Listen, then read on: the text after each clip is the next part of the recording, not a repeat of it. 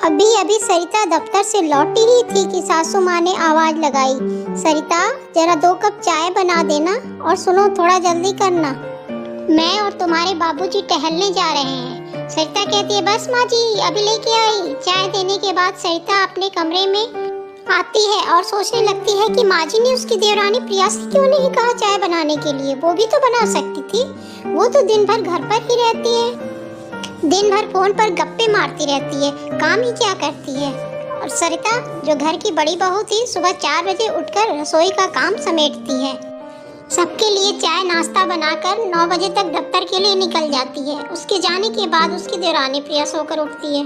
इन बातों को नजरअंदाज करते हुए माँ जी को चाय देकर अपने कमरे में आ जाती है और पलंग पर आराम की स्थिति में लेट जाती है और अपने अतीत में खो जाती है। लाड़ प्यार में पली सरिता घर के कामों से अनभिज्ञ पढ़ाई पर ज्यादा ध्यान देती है। सरिता के पापा एक छोटे से प्राइवेट कंपनी में नौकरी करते थे। सरिता की एक और छोटी बहन थी। सरिता अपने स्कूल के दिनों में खो जाती है। सरिता अपनी माँ के छोटे मोटे कामों में हाथ तो बटा देती थी, पर उनकी चाह यही थी कि उनकी बेटियां ज्यादा से ज्यादा पढ़ाई पर ध्यान दें और अपने पैरों पर खड़ी हो जाए। सरिता, माँ मुझे आज 4 पराठा देना, वो मेरी फ्रेंड है ना दीपा, उसे तुम्हारे हाथ की सब्जी बहुत अच्छी लगती है, आज वो मेरे साथ ही खाना खाएगी। उसे अपने दोस्तों के साथ मस्ती के दिन याद आ गए। समय बीतता गया। सरिता ने नौकरी के लिए कई जगह आवेदन कर रखा था। एक दिन सरिता के लिए नौकरी का नियुक्ति पत्र आया। घर वालों की खुशी का ठिकाना नहीं रहा। एक बड़ी प्राइवेट कंपनी में सरिता की नौकरी लग गई। आज दफ्तर में सरिता का पहला दिन था। सरिता थोड़ी नर्वस थी। तभी किसी युवक ने आगे बढ़कर पूछा, कोई परेशानी? सरिता थोड़ा हिचकिचाते हुए, नहीं नहीं नहीं नहीं, वो थोड़ा मैं युवक, मेरा नाम पुष्कर है, आपको कोई भी प्रॉब्लम हो आप मुझसे शेयर कर सकती हैं, मैं आपका कलीग। पुष्कर भी उसी दफ्तर में काम करने वाला सहकर्मी था।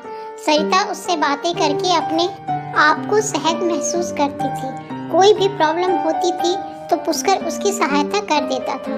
दोनों में अच्छी दोस्ती थी। यही दोस्ती धीरे धीरे प्यार में बदल गई। दोनों शादी करना चाहते थे। अब समस्या ये थी कि अपनी शादी की बात घर वालों से कैसे बताए। खैर थोड़ा विरोध किया घर वालों ने, पर थोड़ी मान मनोहार के बाद दोनों की शादी हो गई। इस शादी से सरिता की सास खुश नहीं थी, क्योंकि सरिता के पिता उनकी मांग को पूरा करने में असमर्थ थे। अतः सरिता के सास का व्यवहार सरिता के साथ कड़क था। 1 साल के बाद सरिता के देवर की शादी एक बड़े खानदान में हो गई। छोटी बहू बहुत दहेज लेकर आई थी, इसलिए सासू माँ उसे ज्यादा प्यार करती थी। तभी पुष्कर कमरे में प्रवेश करता है। पुष्कर, सरिता चौंक जाती है और वर्तमान में वापस आ जाती है। हाँ, आप कब आए? पुष्कर, जरा 1 कप अच्छी सी कॉफी बनाना। सरिता रसोई घर में चली जाती है। अचानक से पुष्कर के फोन की घंटी बजती है। हेलो पापा जी। अरे बेटा, हम दोनों वॉक पर जा रहे थे, तुम्हारी मम्मी अचानक से रास्ते में चक्कर आया और बेहोश हो गई। मैं नुक्कड़ वाली दुकान के पास हूँ, जल्दी आ जाओ बेटा। पुष्कर भागा भागा जाता है और अस्पताल में एडमिट करता है। डॉक्टर, इनके ब्रेन में ब्लड क्लॉटिंग की वजह से ऐसा हुआ है। वैसे अभी ठीक है, मैंने दवा दे दी है, लेकिन लंबा इलाज चलेगा।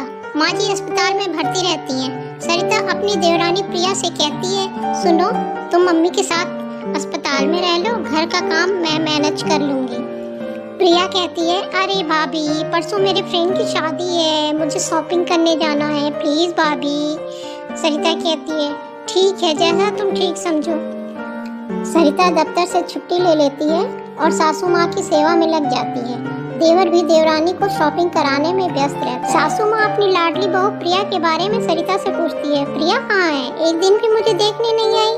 सरिता कहती है, माँ जी वो अपनी फ्रेंड की शादी में गई है। सासू माँ सोचने लगती है, शादी उसके लिए मेरे से ज्यादा जरूरी हो गया है। मैं हमेशा उसे सिर आंखों पर बिठाए रहती थी और बड़ी बहू के साथ बुरा व्यवहार किया, लेकिन आज मेरी बड़ी बहू ही काम आ रही है। सासू माँ सरिता के सामने हाथ जोड़कर कहती हैं, माफ कर देना बड़ी बहू, आज तक मैंने तुमसे बहुत ही बुरा व्यवहार किया, तुम्हें कभी कोई प्यार या सम्मान नहीं दिया।